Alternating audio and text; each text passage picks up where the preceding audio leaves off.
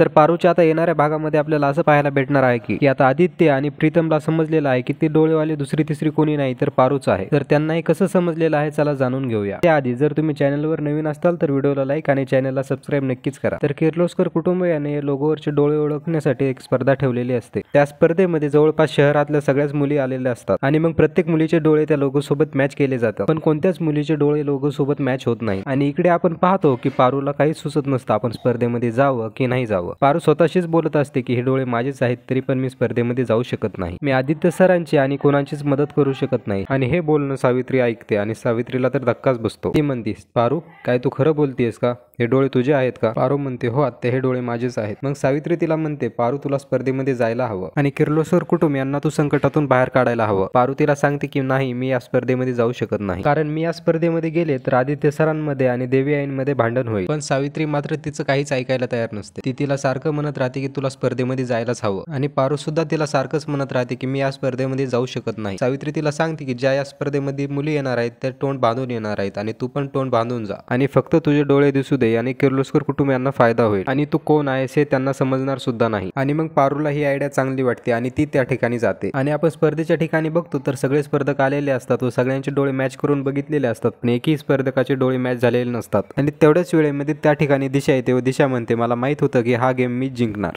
तुमच्याकडे लोगोवाली मुलगी नाही त्यामुळे तुमच्याकडून हा लोगो काढून घेतला जाणार आहे। आणि असं म्हणताच अँकर म्हणते थांबा स्पर्धा काही संपलेली नाही, आणखीन एक स्पर्धक आलेला आहे। हे ऐकून सगळ्यांनाच आश्चर्य होतं की नवीन स्पर्धक कोण आहे आणि त्या ठिकाणी पारूच्या डोळ्यांचा फोटो काढला जातो व ते डोळे मॅच करून पाहतात आणि ते डोळे मॅचही होतात आणि सगळ्यांनाच आनंद होतो। आणि मग अहिल्या म्हणते बाळा तू कोण आहेस, तू तुझा चेहरा दाखवू शकतेस का? आणि मग अँकर म्हणते नाही मॅडम त्या चेहरा दाखवू शकत नाहीत, कारण की त्यांना कॉन्ट्रॅक्टवर आधीच साईन केलेला आहे की चेहरा दाखवणार नाही। आणि मग अहिल्या म्हणते ठीक आहे आम्ही तुला जबरदस्ती करणार नाही आणि तू आमची खूप मोठी मदत केलेली आहेस त्यामुळे मनापासून आभार। आणि मग पारू तिथून निघून जाते आणि आदित्य सुद्धा तिच्या पाठीमागे जातो आणि तो पारूला थांबवतो व म्हणतो प्लीज तुम्ही तुमचा चेहरा एकदा मला दाखवू शकता का? खूप वेळा आदित्य पारूला चेहरा दाखवण्यासाठी विनंती करत असतो पण पारू आदित्यला चेहरा दाखवत नाही आणि मग तशीच पारू पुढे जात असते व आदित्य वापस येत असतो। तेवढ्यात आदित्यला पैंजणचा आवाज येतो व आदित्य मागे वळून बघतो पारूच्या पायाकडे व आदित्यला समजते की हे पारूच आहे आणि हा भाग इथे संपतो। आणि मग पुढच्या भागामध्ये प्रीतम पारूला असं सांगतो, तो म्हणतो त्या मुलीने तर चेहरा आम्हाला दाखवला नाही पण आम्ही त्या मुलीचा चेहरा ऑटो मध्ये बसताना पाहिला आहे। तर याचा अर्थ की आदित्य आणि प्रीतमला समजलेला आहे की ते डोळे पारूचेच आहेत म्हणून। तर इथून पुढे त्या दोघांचा प्रवास कसा असणार आहे हे पाहणं आता रंजक असणार आहे। तर मित्रांनो तुम्ही पारू ही मालिका पाहता का हे आम्हाला कमेंट मध्ये नक्कीच सांगा। तर त्याचप्रमाणे जर तुम्ही चॅनलवर नवीन असाल तर व्हिडिओला लाईक आणि चॅनलला सबस्क्राईब नक्कीच करा।